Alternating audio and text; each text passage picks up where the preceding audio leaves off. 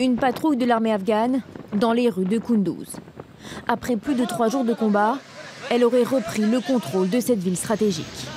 C'est en tout cas ce qu'annoncent les autorités sur place.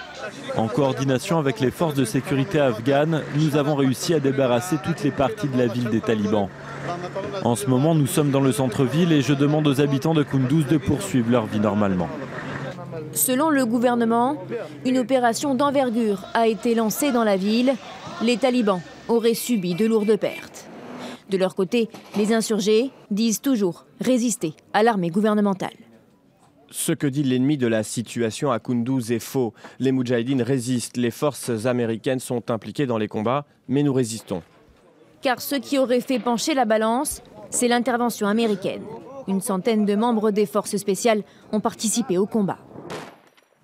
Depuis le 1er janvier 2015, les forces de l'OTAN, toujours présentes en Afghanistan, ne sont plus censées combattre. Mais devant la fragilité de la situation, le président Obama a décidé de ralentir le retour des soldats américains chez eux.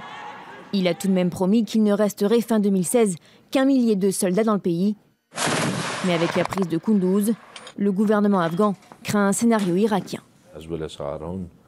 Si je regarde notre leadership militaire et notre propre sécurité, eh bien, il faut maintenir les forces au-delà de 2016. C'est une nécessité.